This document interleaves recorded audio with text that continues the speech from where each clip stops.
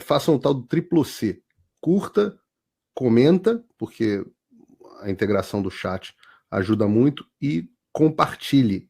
Você pode fazer essas 3 coisas que ajudam o algoritmo a aparecer. Mas eu não estou brincando não, pessoal. Dá uma paradinha agora de 1 segundo e clica no joinha, que às vezes sabe, essa pessoa já está acostumada a ouvir isso. Não, é importante que você faça isso, porque se você não fizer, inclusive atrapalha o vídeo. Parece que o vídeo é menos relevante.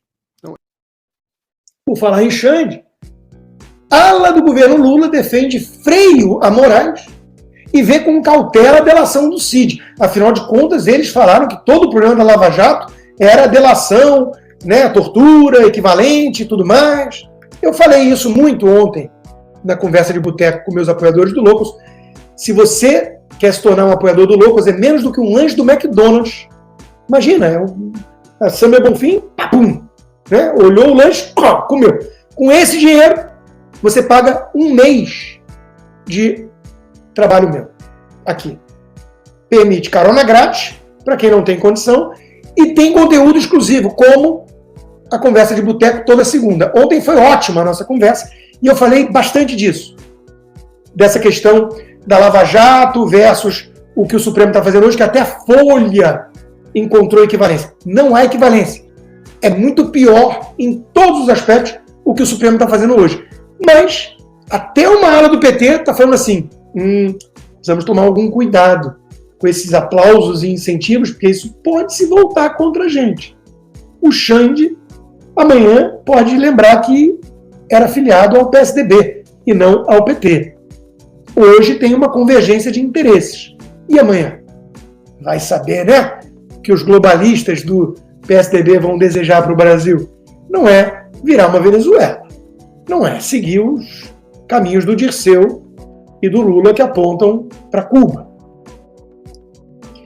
Mas o Mendonça está lá, agindo como alguém mais independente, escutando o que a OAB pleiteou, que está de acordo com a Constituição, contra as decisões em plenário virtual, que tiram a possibilidade do encontro tete-a-tete do advogado com os seus acusadores e com os próprios magistrados. E a mídia faz o quê? Chama Andréa Sade, da Globo News, o Mendonça, de alguém que age a serviço do bolsonarismo, para desacelerar julgamento de atos golpistas. Só tem narrativa aí. Só tem narrativa. Não é ato golpista que está em julgamento, é a ruaça e baderna de inúmeros indivíduos que foram julgados que nem gado e que pegaram penas de estuprador assassino, que não pega nesse tanto. E ele não é bolsonarista por escutar a OAB, ele é constitucionalista. A Globo é apenas um órgão de propaganda do regime ditatorial brasileiro. Nada além disso, resumiu meu amigo Leandro Rusch. E o Pacheco está subindo o tom. Ele quer agora limitar o mandato do ministro do Supremo. Qual é o problema disso? É o que o mesmo Leandro Rusch aponta. Discutir limite de mandato para ministro do Supremo agora é como programar a compra de um extintor de incêndio para daqui a 20 anos, enquanto a casa está pegando fogo hoje. Medidas precisam ser tomadas pelo Congresso now, hoje, para acabar com esses abusos e com a usurpação da própria competência do Congresso. Quem tem poder para isso? O mesmo covardão do Pacheco. Cúmplice, pusilânime, que agora vem fazer discursinho, fingindo que está incomodado e bancando a independência do presidente do Senado e do Congresso.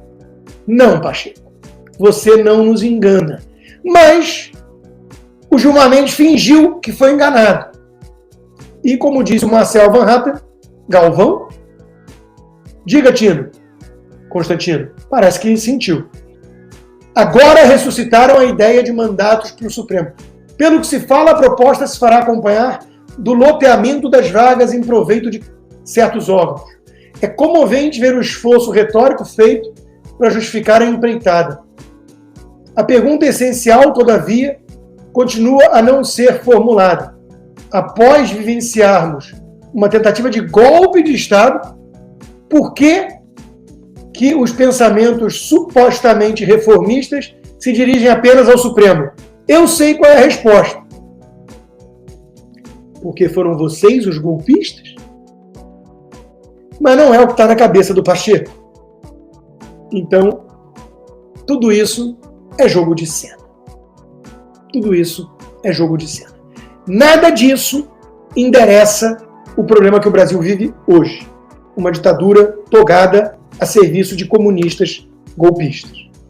Isso só tem um caminho para começar a reverter: impeachment dos ministros que agiram contra a Constituição. Tem vários pedidos, o Pacheco impede que eles sejam votados em plenário. Gazeta do Povo trouxe aqui uma reportagem do Fernando de Castro. A quem interessa o fim da Polícia Rodoviária Federal?